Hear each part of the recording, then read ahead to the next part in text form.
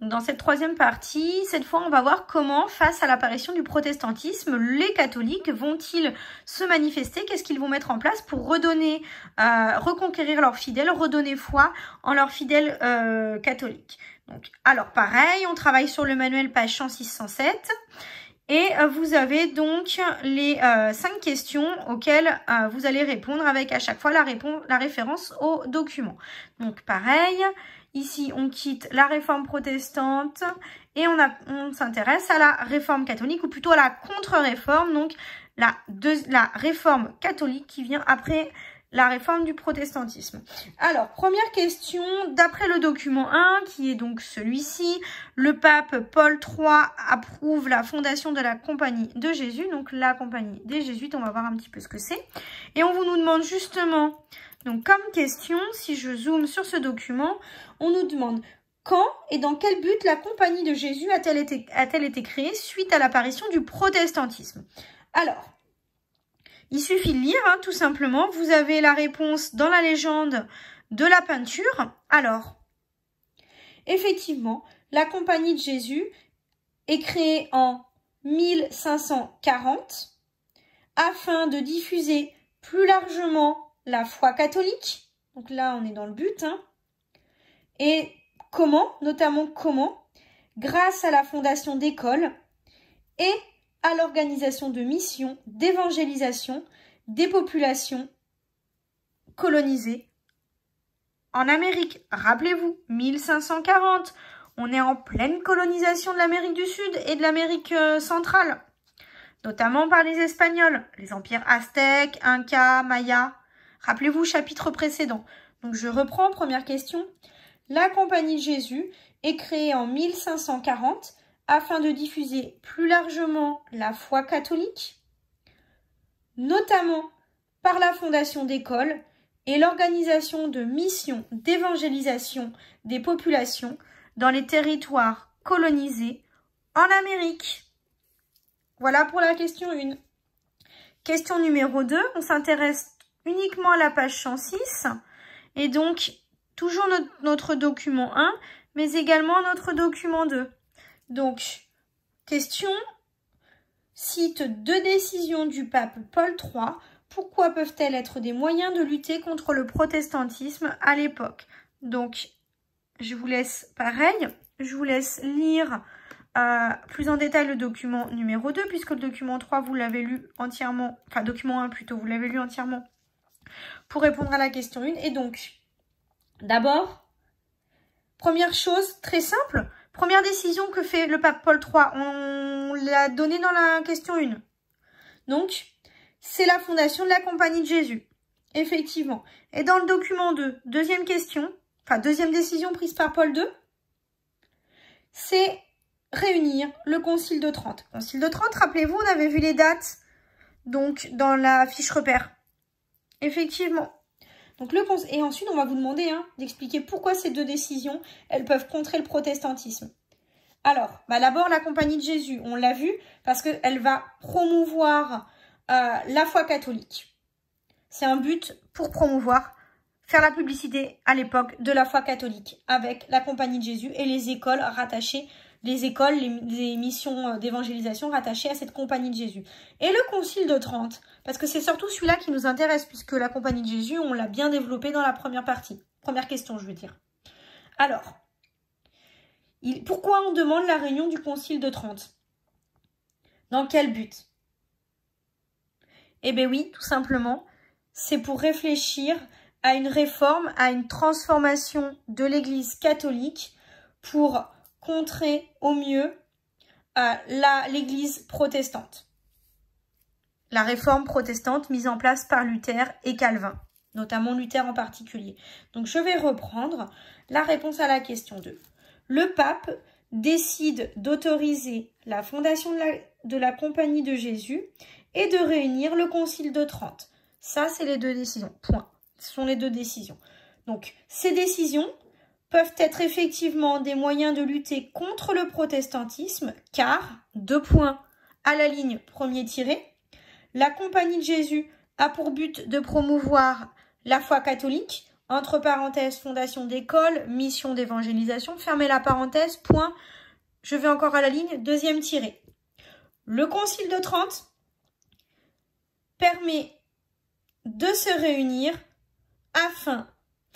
est une réunion pour réfléchir. Donc, ce sont les prêtres et les... Donc, on vous l'a dit, ce sont donc les prêtres et les grands dirigeants de l'Église catholique qui se réunissent au Concile de Trente. Donc, le Concile de Trente est réuni pour réfléchir à une réforme, à une modification de l'Église catholique pour faire face au protestantisme, à la réforme protestante. Voilà pour la question 2. Question numéro 3, donc on quitte la page 106 pour s'intéresser uniquement à la page donc 107 et notamment, j'ai trop zoomé, désolé, au document 3, donc les décisions du Concile de Trente. Justement, suite à cette donc réunion du Concile de Trente, quelles vont être les modifications qui vont être prises pour transformer, quelle réforme va être prise, quelles modifications vont transformer l'Église catholique à l'époque. Alors, on vous demande, le Concile de Trente a-t-il décidé des changements importants dans les principes de la foi catholique? Donc, oui, non. En gros, c'est ça. Et on vous demande surtout de justifier votre réponse. Donc là, il va falloir être un petit peu précis. Alors, eh bien non. Pas de grand changement, effectivement, dans les principes de la foi catholique. Donc, première phrase, le Concile de Trente. Donc là, on est question 4. Ah mais non. Ah mais non, je vais trop vite, vous voyez? J'ai lu la question numéro 4 alors que c'est la question numéro 3. Donc, je reprends tranquillement. Question numéro 3, doc 3, toujours. Lors du Concile de Trente, quelle décision l'Église catholique prend-elle pour améliorer l'image de son clergé? Pareil, vous lisez. Donc, c'est notamment donc, la première partie du document. Le Concile réorganise la vie du clergé. Et donc, alors, qu'est-ce qui est fait? Effectivement, on impose au clergé, notamment aux prêtres, aux évêques, une vie simple parmi les fidèles, mais tout en se distinguant d'eux par le port d'un vêtement qu'on appelle la soutane. On rappelle l'obligation du célibat, le fait d'être célibataire à tous les membres du clergé catholique, et la nécessité d'avoir reçu une formation religieuse pour pouvoir enseigner le catéchisme. Je vais donc reprendre. Lors du Concile de Trente, l'Église catholique réorganise la vie du clergé. 2 points. Premier tiré. Elle impose aux prêtres et aux évêques une vie simple parmi les fidèles. Point. Toujours dans le même tiré. Ils doivent néanmoins se distinguer par le port de la soutane. Point final pour ce tiré. Deuxième tiré.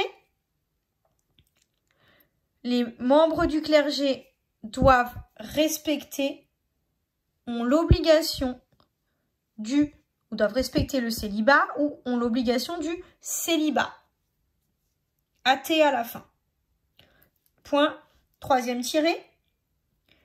Les membres du clergé doivent également avoir reçu une solide formation religieuse pour enseigner le catéchisme aux enfants.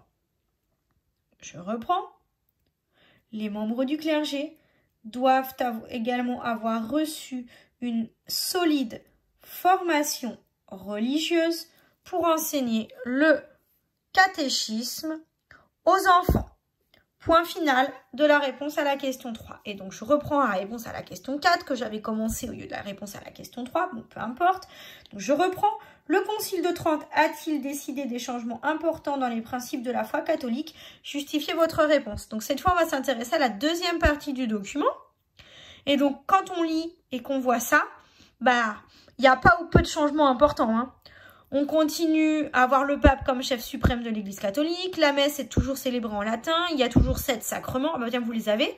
Baptême, confirmation, communion, pénitence, mariage, ordination, extrême-onction. L'ordination, c'est le fait de rentrer dans les ordres, c'est-à-dire de se tourner, de devenir un membre du clergé. Le culte de la Vierge et des saints est toujours autorisé.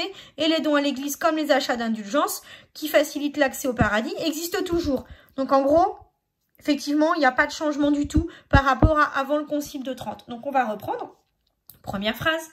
Le Concile de Trente n'a pas décidé de changements importants dans les principes de la foi catholique. Point. Et on va expliquer pourquoi. Il se contente uniquement de réaffirmer le pouvoir du pape, la célébration de la messe en latin, la pratique des 7 sacrements, le culte à la Vierge et aux saints, et l'accès au paradis par l'achat d'indulgence pour se démarquer du protestantisme. Donc je reprends. Il se contente de les réaffirmer, entre parenthèses, donc pouvoir du pape, célébration de la messe en latin, pratique des 7 sacrements, culte à la Vierge et aux saints, accès au paradis par l'achat d'indulgence, fermez la parenthèse, pour se démarquer du protestantisme. Et là, vous avez la réponse à la question 4. Donc voilà, point final de la réponse à la question 4. Dernière question, question numéro 5. On s'intéresse uniquement, donc toujours sur la page 107. C'est des dézoomés que je voulais faire et pas zoomer. On s'intéresse donc au document 4 et au document 5. Donc l'église du Gesù, qui est une église jésuite, donc une église fondée par la Compagnie de Jésus, qui est une magnifique église visible à Rome. Alors, on vous demande, pourquoi les catholiques utilisent-ils beaucoup d'images dans leurs églises? Alors, à votre avis? Donc, il suffit de lire le document 4 et de comparer ce qu'on nous dit dans le document 4 à ce que l'on voit de l'église du Gesù à Rome, donc dans le document 5. Effectivement, les catholiques utilisent beaucoup d'images car elles permettent aux fidèles de percevoir l'œuvre de Dieu. Ainsi, ça les amène à renforcer leur foi. Point. Et on va compléter. La splendeur des églises catholiques est également un moyen d'attirer des croyants qui pourraient éventuellement être séduits par le protestantisme, qui lui refuse toute image dans ces lieux de culte. Je vais donc reprendre. Les catholiques utilisent beaucoup d'images car elles permettent aux fidèles de percevoir l'œuvre de Dieu. Effectivement, quand on a une image, c'est plus facile que de s'imaginer ce dont on nous parle. Ainsi, cela les amène à renforcer leur foi. Point. La splendeur des églises catholiques, comme celle du Gesù à Rome, est également un moyen d'attirer des croyants qui pourraient se tourner vers, ou qui pourraient être séduits par ou vers le protestantisme qui, lui, refuse toute image dans ces lieux de culte. Point final. Donc, vous l'avez vu, on essaye, les catholiques à l'époque vont essayer de contrer donc la réforme protestante en essayant de se moderniser, etc. On l'a bien vu, il n'y a pas trop de changements quand même. Les catholiques restent sur leurs principes de base, pas de transformation, mais essayent quand même de lutter contre cette nouvelle religion qui pourrait séduire un certain nombre de leurs fidèles. Donc si on reprend notre fiche, là vous avez les réponses aux questions, et donc vous avez un petit je retiens qui est un petit texte qui va vous parler de ce qu'on appelle la contre-réforme catholique, donc la réforme catholique qui va contrer la réforme protestante qu'on a vue dans la partie 2. Alors, là, dans la partie 2. Si on lit le texte, la réforme de l'Église catholique a lieu dans la première moitié du XVIe siècle suite à la montée du protestantisme. Donc ça, c'est la petite phrase d'introduction. Première partie du développement. Afin de diffuser le catholicisme, l'Église s'appuie sur un ordre religieux créé en 1540, la Compagnie de Jésus. Donc c'est ce qu'on a vu dans les premières questions de notre partie sur la réforme catholique. Donc, on vous explique que cette compagnie de Jésus a été fondée par Ignace de Loyola et qu'elle a surtout été approuvée par le pape Paul III, comme on l'a vu dans nos documents. Les religieux de cet ordre se donnent donc pour mission de diffuser la foi catholique, à la fois par la fondation d'écoles partout en Europe, on a ce qu'on appelle les écoles jésuites, mais aussi par l'organisation de missions d'évangélisation dans le Nouveau Monde. Nouveau Monde, vous savez qu'il s'agit des territoires colonisés en Amérique du Sud et en Amérique centrale. Ça, c'est la première partie. Ça correspond aux questions 1 et 2 de notre étude que l'on vient de faire. Ensuite, deuxième paragraphe, le Concile de Trente a beaucoup œuvré à la réorganisation de la vie du clergé afin de rendre ce dernier plus efficace auprès des fidèles, notamment par l'exigence d'une solide formation religieuse dispensée dans des séminaires. Effectivement, on l'a vu, donc c'était dans la question numéro 3. Ce concile a aussi imposé aux ecclésiastiques vivant aux côtés des laïcs, tout en se distinguant d'eux par le port de la soutane, une conduite exempte de tout reproche, vie simple, célibat. On est toujours en rapport avec la question numéro 3. Et dernier paragraphe de notre Je retiens, l'action de la Compagnie de Jésus montre une volonté de diffuser la voie catholique, ce qui s'explique par le désir de contrer l'essor du protestantisme. De même, les changements impulsés par le Concile de Trente dans l'organisation de la vie du clergé et la réaffirmation des dogmes de la foi catholique. Donc ça, c'est la question numéro 4. On avait vu qu'il n'y avait pas de changement suite au Concile de Trente. On réaffirmait les grands principes déjà mis en place de la foi catholique, sont des messages destinés à renforcer l'Église catholique. Donc voilà pour cette partie sur la contre-réforme ou la réforme catholique suite à l'arrivée du protestantisme en Europe.